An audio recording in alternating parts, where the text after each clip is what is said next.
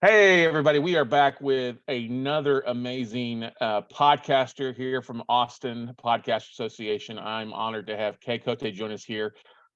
We are just somebody who is really rocking, who is basically hitting at their stride into overdrive with their podcast and seeing a lot of growth and doing some great stuff. And if you don't know who she is, you definitely want to keep an eye out because this girl is kicking butt and taking some names. She's the host of the Elevated You podcast, which you want to definitely check it out. We'll put the links in the description there for you. But after overcoming 9 years of chronic bullying, Kay now uses her voice to help people find the courage to stop living for the lies they've been told about themselves and start living in alignment with their true purpose. She is an entertainer and educator with a background in yoga teaching training, fitness, communications, graphic design. And dynamite comes in small packages, and she is dynamite. So, Kay, how you doing today? Hey, Scott, thanks so much for having me. I'm feeling fabulous. Glad to have you here there for you. So yeah, fabulous. You got a lot of great things going on. For those that don't know yet, can you take a second, kind of talk about kind of your journey? How long you been podcasting for, and we can kind of go from there, huh? Yeah, I'd love to dive in. The funny thing is the story actually started around 6 years old. So we'll take it way back because honestly, when I was a young kid under the age of 5, I had so much energy. I loved everybody. I was this like just super fun person and I loved who I was. And I think back to that girl and she was on stage all the time. I was in plays as like a 4-year old. I was in gymnastics. And then I walked into the doors of elementary school and I was met with some resistance called bullying, as many of us have experienced from time to time in our life, whether it be in a school experience or whether it be in a different experience like a workplace or something, wherever you're feeling oppressed or where you're being told lies about yourself. And so, as a coping mechanism for that 9 years of chronic bullying I endured, I ended up finding myself in creativity. And at 6 years old, I remember taking my old cassette player. Yes, the old cassette player. Yeah. And I would record. I'd hit the record button and I would record. I called them my radio shows. And they didn't air, obviously, but those little shows are really what helped me work through my feelings because I could talk to my quote audience and I really just talked to other kids about being bullied and I kept giving them encouraging words. Little did I know, fast forward to my later in life in my career when I was working as a full-time graphic designer for corporate, I found myself once again just needing a creative outlet. And I actually was offered very randomly a radio show. Never like a real one this time. And I'd never done radio production, but I had done media for it throughout my whole life to some capacity. And so it started as the Business Babe Community Connect, and it was a live radio show. I ran the boards, did all the things. And then when COVID happened, I started producing from home. And I realized that this could be an opportunity to try this thing called podcasting. And since then, I've been podcasting for the last 3 years. I did get out of radio, but I have worked with networks. I've worked with different opportunities. And recently, I've been a part of PodFest as well as PodFest Global. That's awesome. Now it's funny that you talk about using the cassette player because as an ex-mass comm major, radio TV was the first major I had in college. And the first class that they tell you to do is they tell you to go home and record yourself talking.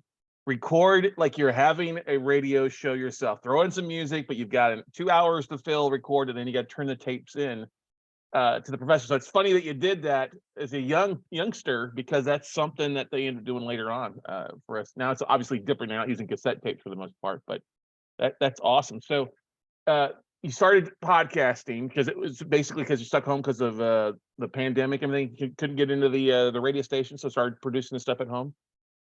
Yeah, that's how it really started. And then from there, I ended up eventually just, pivoting out of the station to go on my own and start my first show, which was called The Wow Factor. The wow factor. Tell us about that. Tell us what's the wow about the wow factor. Well, the wow factor started, it was the wealth of wellness. And the reason it started is because when I was doing the Business Babe show, I realized that a lot of my guests were in the health and wellness industries because that's where a lot of my passion lies. And going through my own health journeys, seeing family members struggle through their health, and just watching, our world and the health struggles that we're facing. So it morphed into that. And to this day with Elevated You, I still produce very similar content, but I just have a little bit more of a niche focus on mental health and mental well-being, but also touching into the health holistically. Have you found that when you niche down a little bit, you connected more with your audience, or you saw numbers increase, or the community kind of grow as nichier that you got? Yes, I definitely think that niching down really can help you because it brings your focus in. And when you focus in, you can target a specific audience, and the audience is going to resonate with you. A lot of times, like when I first started podcasting, I just thought of the audience of things, like it's all these different people, and I really didn't know who to talk to.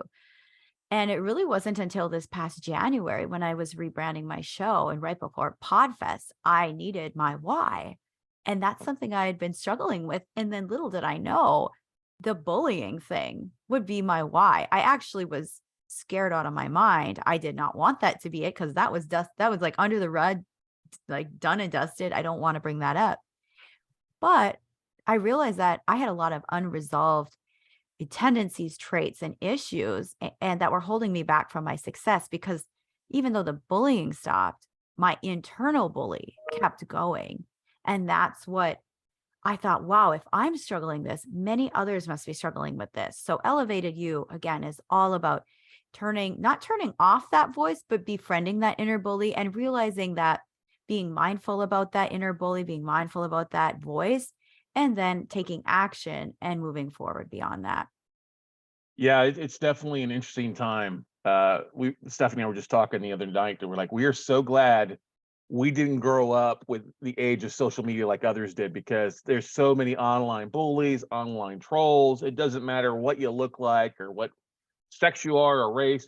There's just ugly people out there internally, not physically. I mean, there's ugly people everywhere, but that's funny though. I'm saying about how so many trolls have some issue, they see you working hard or seeing you trying to get outside the box or better yourselves, and they often get jealous and then want to just try to bring you down to their level. And yeah, it's hard to do sometimes these days, right? 100%. I always go back to when I do get faced with adversity, I go back to the thought of, hurt people hurt people. So people Hmm. coming from a place of their own pains, it's more of a projection or more of a, they're unhappy with them. I just happen to be something that was in their sight line, or I said something they didn't like. So it does hurt though. They say, words can never hurt you, but honestly, words do hurt. And I think that that's a place where we can all take a look at our internal selves and how are we being kind? Am I bringing my best to the table, even if I'm maybe not having the best of days, and am I taking this out on my loved ones? And I have to practice what I preach because I'm definitely not perfect at that at all. So yeah. Yeah, nobody is. We all, it's definitely an inner struggle that we all have.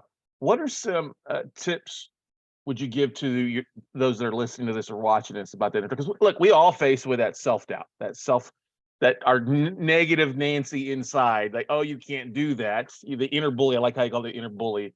What are some tools or tactics that you use to help overcome that inner negative speak?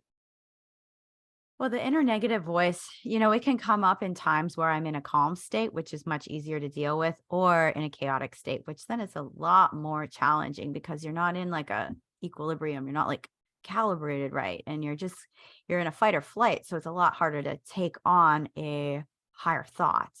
And so a couple of tricks that I have is, I like to ask that inner voice. Sometimes I ask it like, why? What can I learn from this? You're telling me something you're obviously upset about.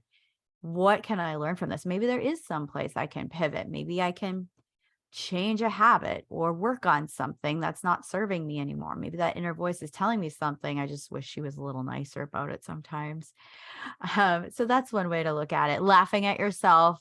And honestly, like I do a gratitude journal, and when I'm doing a gratitude journal and a prayer journal, thinking about those little tiny things, like maybe somebody smiled at you the day before, or maybe it's as small as, I'm glad it's sunshiny today. Start out with some gratitude. That can kind of help reset your mindset before you start your day. Or maybe at the end of the night, you download all your thoughts on paper. Also, talking with a really close friend or mentor, that's a really huge thing, or a therapist, whatever, wherever you source that. And just working through those things, and knowing that, the moments that we're in that are challenging, where that voice is really loud, they're moments, they're not forever. And so trust that those moments will come and go throughout all of our lives. And in the moment, it may be really challenging, but think about, what's going to come of this later. So have a lot of grace, do a lot of journaling, just find your peace, whatever works for you. And yeah, give a listen to that inner voice. And then also be able to let it go when the voice isn't serving you. It's a totally different conversation of when you're in a calm place versus a chaotic place. I think we've all been there, and there's been a lot of chaos over the last few years with different things going on. And you mentioned something about the prayer journal. How has your faith helped you with your show? My faith has helped me definitely with my show. I feel like my faith life, I ebb and flow. I struggle. There's days I'm better, there's days I'm not, but I do firmly believe in faith that I am on the right path that I'm on, and that I am getting guidance on this path. And some of those parts of that path are pretty rocky, and I'm like, what the heck's going on? And I'm screaming, I'm screaming up there. I'm like, what is this? Why is this going on? And so there's been a lot, I've been challenged with lately, as just transitioning into a new place of living, a new lifestyle. And so I'd say that really does help. But, it just being open and knowing and having faith that, and asking, always ask. Like, if you're not sure, just ask and say, hey, where the heck am I supposed to go? And you will see a path. I've seen it develop even in this last year. And sometimes it looks different than you think. It totally does. I'm friends with the folks that run the Spark Christian Conference, Misty Phillips, and then also Eric Nevins, who runs the Christian Podcaster Association. And one thing that I found, and especially in those groups, but also I found that podcasting groups are some of the friendliest people, and the people, especially those that are taking action, doing stuff, they've overcome that self-doubt in a lot of cases, and maybe not overcome it, but they've overcome it to get things started and get the ball rolling. And they seem to pick up momentum the more they do it. You find that being the truth with what you've done too, Kay? 100%. Honestly, sometimes just starting is the hardest part. And sometimes that inner voice comes in and wants to stop you when you're in the middle of progress. And that's when I take it as a sign to keep going. I take it as a sign, like, yes, I'm having this emotion. Yes, I'm having this feeling, but I'm going to do the thing anyway. I'm going to do the thing that scares me anyway. And I've been able to kind of pull aside my emotion from what I'm doing and be able to just step beyond that feeling, and knowing that there is place of help if you can't step beyond that feeling. Like, you're not alone. There's always someone that's willing to help, especially in the podcasters community. I felt so much love from every group I'm a part of. And I just feel like we're all on a mission. We're all here to tell our stories. We have something that's calling us. And I want to do my best to help everybody else find their calling too. So I feel like that's an overall theme. Sure thing. Now you've made some changes recently. You've just recently moved to Austin a few months ago from the frozen tundra of Michigan, if I remember correctly, right? Pretty close. I was in Fargo, North Dakota, North but Dakota. There you go. Yeah, exactly. frozen tundra all the same. So you moved down here to Austin, Texas. You've also, I think you've the career has changed a little bit for you too, right? Yes, I have been shifting. Like I've got a few things cooking. I'm really heavy in the wellness world. I like to call it wellness media. And so doing a lot with, do graphic design professionally for wellness brands. and help them develop their visual voice, as well as focusing on just building up my persona as Elevated You, as Kay Cote with Elevated You, and seeing if some programming might come of that, as well as, going through my yoga teacher training, 200 hours. I signed up for that before I even moved here, just to find a community right away. So I feel like you can do things like that, get yourself in community before you even move, find something you care about, a group to connect with. And that's going to make your big move a lot easier because you're going to have people who you can become friends with. The Austin podcasters, same thing. Such a great group of people. I knew I'd find some like-mindedness and some ways we can help each other grow. Exactly. Well, and it's the same thing with Austin's got a big wellness community, uh, a very big, yoga community as well here for you. We got a few folks in the podcasters group that are in the wellness side, so that's a beautiful thing to walk into a room and suddenly have some people that speak your same language, right? And go that route. That's good. Now, let's talk about the podcast. Are you releasing episodes once a week, twice a week, once a month? What's kind of your schedule for production? Right now, production is once a week. I do about a 30 to 45-minute episode with a guest. That's been my ongoing thing. I do have plans to sprinkle in some little mini monologue episodes, like recapping, give someone a bite-sized nugget. But right now, I'm really into series. I just launched my second series right now. I just wrapped up Black History Month. And now I'm featuring, it's a Power of Women series. And then we've got an Elevated Man series coming directly after that. So just having fun with the series. They've just been kind of naturally progressing. And I've noticed just some common thread lines between guests that I've been interviewing. And I'm like, oh, that could become something. And that gives people, it's almost like Netflix. You want to binge it. You want to hear who's going to be next.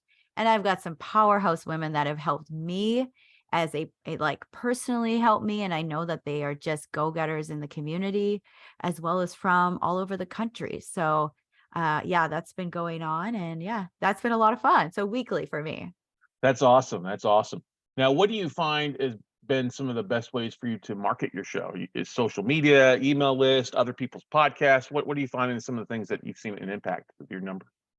Well, it's been so fun actually focusing on some of these things since, learning about them in the Austin Podcasters group as we've talked about them. So my biggest things lately, honestly, social media. I'm on Instagram pretty actively, as well as my newsletter. That's been a big thing. And that's on my website, kaycote.com.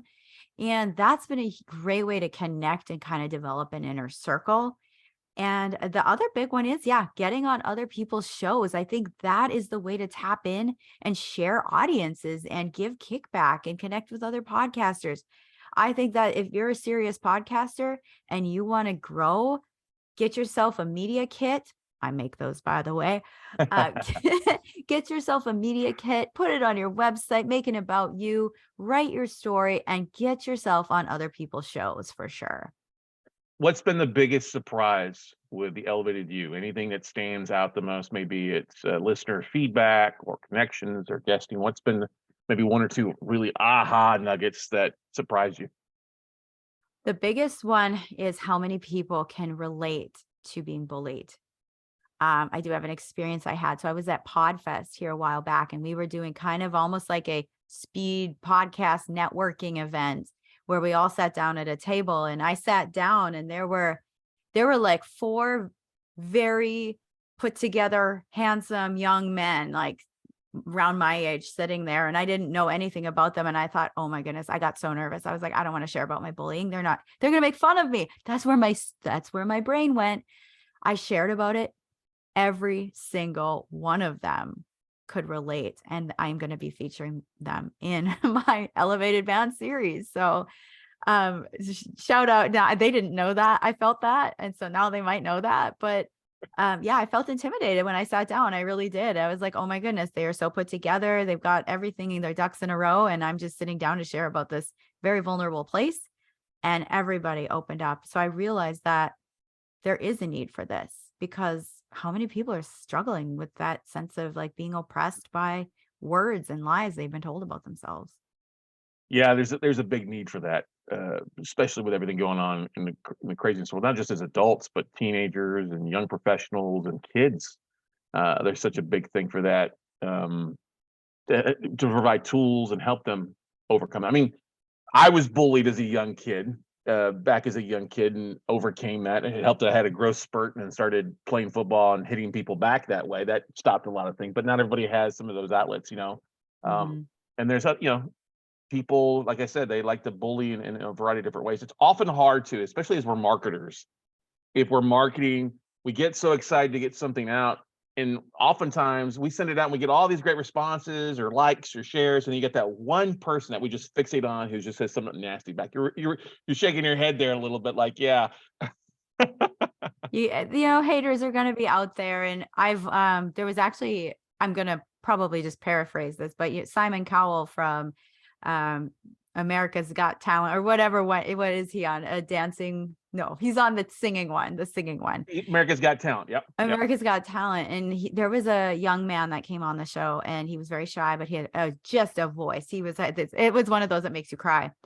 And at the end of it, he talks about, he's like, I'm so bullied. And Simon said, it's usually the ones who are bullied are the ones that they're bullied because people can see that they've got something special and they feel inferior. And that's why bullying happens. It's a fear thing. It's an internal thing. I've bullied. I've done it. I have to admit, there are times I've probably said hurtful things out of fear. And that to me is something like I have, it makes me just really aware of how am I coming across, as how can I be better in every day? So that's just a reminder of why bullying happens. It's a fear response, or it's if you're in an uncertainty and that you're uncomfortable around someone, you're going to respond to just stand up for yourself. And it's sad, but it does help me to, remember that there's going to be haters, there's going to be bullies, but they're coming from their own place of hurt. And it's not because of me, it's their own internal thing. Who's somebody that you've idolized or has been a hero to you that's helped you along your path where you're at? Is it somebody in mass comm, TV, celebrity, author, somebody that you looked up to as a young kid, and then has that changed, or somebody now as you've gotten older? I'd have to say someone I look up to even right now in my young podcasting career. When I first started out, Drew Perowit he's a podcaster out of LA, and he does a medical podcast, medical and functional medicine, things like that. And Drew was an inspiration to me when I first started. And to this day, I still follow his work. He's one of my favorite podcasters. And it's so funny because I occasionally, like I had a 45-minute conversation with him once. He was doing these just random calls with his audience, and we talked, and I was like, hey, I'm starting a podcast.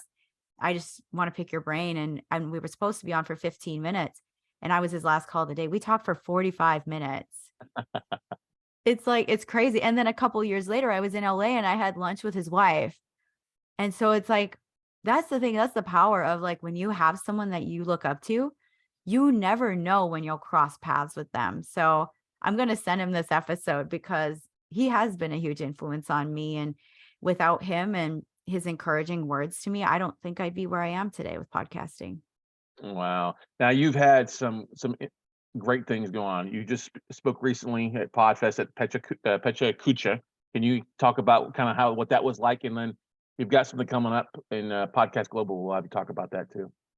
Yes, I was a Pecha Kucha speaker, and that means chit chat. So it was a short mini TED Talk style. So about 6 minutes we were on the stage, and I got to speak, and the room was like electric. Like there were probably, I think, over 30 of us speakers, and that room was packed. They weren't even taking any more people in. That's how popular that event is, because you hear so many up and coming and great topics, and it's like 5-minute chunks, 6-minute chunks, easy to digest.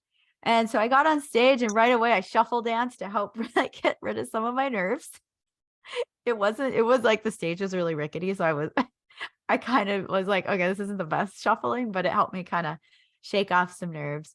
So I spoke there on how to tell your story, like tap into your story for some branding advice and to grow your show. And then upcoming Podfest Global is actually happening March 27th through the 30th. It's online. and you can get a free comped ticket with I have a code for that. So you can join. It's just Kay Cote 49, and that gets you a free ticket or a discounted ticket on an upgraded ticket. And I'm going to be, I actually just submitted my presentation last night at 3 a.m. because I had to export it. And so it'll be a lot like Pechakucha. It's called a case study. And I'm going to be helping you use charisma and active listening to get ahead in podcasting. I love it. I love it. Love it. Now you've with the move and other things and rebrand and stuff like that. I know that one thing that's been important to you is also kind of monetizing your message. What are some ways that you're working to monetize your show?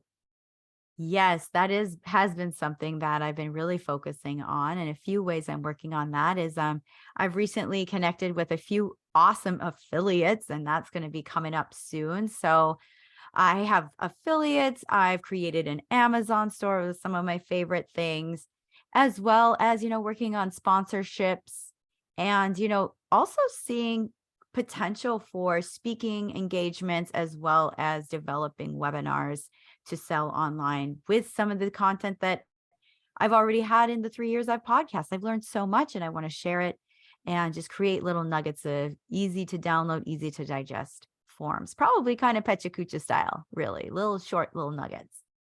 Very nice. Very nice. I know you got some stuff in the works, exciting seeing growth and things. If you could fast forward 12 or 24 months, where would you like your show to go, or what would you like to see happening in the next 24 months? Oh, you know what? I would love a team. Let's be real. I would love a team. I would love to see the show grow to 3 episodes a week, some mini-sodes, and really create that whole wellness media platform with it, because I feel like that's things people want. They want slow news. They want valuable. They want sources they're good for them. And so I want to bring that and that encouragement. So I definitely want to be developing my webinars, some live engagements, because that's where I really thrive and connect with people. And so I'd say 12 to 24 months, I do want a team of at least a couple people under my belt to help me with the social media production end of things. So I can be doing the stage work and the networking and the in-person stuff. So yeah, I want to see it grow. That's good. That's good stuff there for you. Moving from radio into podcasting, does your family know what you're doing as a podcaster? It's just sometimes, like, my mom has no clue sometimes. Like, you're on the radio, you're on internet, what's going on? You're laughing because it sounds like it's probably something that's happened before, huh? It is very foreign to my family. They are like, "What are you doing?" But my mom is very supportive, and I do send her my show. She doesn't have any of the apps on her computer, so I'm on Anchor, so I just send her that link and she'll listen to it while she's on her Facebook and stuff like that. So she gets it. I think they get it a little bit, but you know, they're always open to learning, I found, and they're curious because I'm the first family member to move out of North Dakota in my, direct family. And that's been really interesting just to see their response. But I do hope to get home and visit soon and just like clue them in with what I'm working on, because my mom's like, I can't keep up with you. You're doing all sorts of stuff. And I'm like, yeah, I'll just give you the highlight reel or the, whatever's going on. Were they surprised? Was she surprised by anything that you've shared about bullying as a kid, or was she aware of that, or anything that's popped up that you shared in the show that they didn't know that you thought? No, the one thing that my mom and I have always been super close. I think she is probably one of the reasons why I love to talk to people, love to do interviews, love to hear people's stories, is because my mom and I talk so openly, and she's been so encouraging. And I've been using a lot of what I've learned from the guests that I've had on, the different doctors and the different wellness professionals, to bring that messages back to her and have conversations about it. And so a lot of the things that I do are very inspired by her. One fun story, I was on the family farm, and we were just have a little bit of box wine, and my mom is like, "You're doing all the things you used to do as a kid. The one thing you haven't done yet is you haven't been singing. I used to be a singer." I said, "Mom, I have an idea." And I messaged my friend who's a producer, and we actually co-wrote my theme song to my show. It just launched in this like last couple episodes, and it's called Illuminate Elevate. and you hear my vocals on it, as well as my amazing producer who is named Aaron Neff, and he is out of Milwaukee. That's awesome. That is really, really cool. Not everybody can say they've done that. My mom sparks my ideas, and I was like, all right, mom, I got this thing. And now she can hear it. So so she's really supportive in a lot of ways. That's good. That's always great when your family's supportive. Have you had a guest on your show that really just kind of shocked you, or one that you walked away from the episode just being like, wow? So many lately. So many. So I recently had I had Coop Blackston on my show. He's a transformational coach and thought leader. And I remember after recording that episode, he's very intense. He's very mission driven. He's so intelligent. I felt like he was reading my soul, really. And I remember after I wrapped the interview, because like I'm still learning the space of a high profile guest, how to interview them, what to say, what not to say, how to interject, because they tend to go on their soapbox, Right. Yep. And so like how to hold my own. And I remember that episode was so good for me, because I got done with it, and I remember we hung up the call, and I just like threw my head back, and I was like, wow, that was energy. That was so much energy, but I learned a ton doing that. So recently I'd say Coop Blackston was probably that for me. And then a 3-part series I did in like my very first show, it was still the Wow Factor. I interviewed 5 authors from local to Fargo, and they wrote the Midwest Mediterranean Cookbook. And I managed a grower, a nutrition expert, archaeologist, anthropologist mix, and then 2 doctors. And all of us were on the 3-part series, and I had all these voices on that show. That series for me is when I think I really leveled up and realized this is something I really want to pursue. Nice. Are you doing a mixture of audio and video, or just audio? I am tapping into video now. I've had the opportunity to connect with some amazing studios in the Austin area. Pouch 6 has given me a home and a great affiliate. So they are here in Austin, and they have a totally autonomous studio, and it's gorgeous. And you go in and you sit down, and you don't have to do anything. You just can focus on your guest. And so I did my first experience interviewing there, and it was seamless. It was incredible. You walk in, they set you up. The cameras flip automatically to whoever's talking. The microphones, everything is just eloquent. It's beautiful. And so that was a great experience. And I'm launching that episode in a wellness series that I'm putting together. And so I think tapping into these types of opportunities to get that great video content, I would highly recommend it, because video is another source. It's another way people can get eyes and ears on you. Yeah, it's all about eyeballs and earballs. Listening to your show. Yes. Exactly there. What's the best way for those that are watching or listening to this to reach out to you, to connect with you, Kay? Oh, yes. Hit me up in the DMs. Hit me up. Give me a follow on social media. I am at the Kay Cote on Instagram as well as on TikTok. And then my podcast is at elevatedyou.podcast, and that's on Instagram as well. Definitely connect with me on the gram. I'd be happy to chat with you. And then also on my website, if you just want to check things out, see what I'm up to, and get the latest, kaycote.com.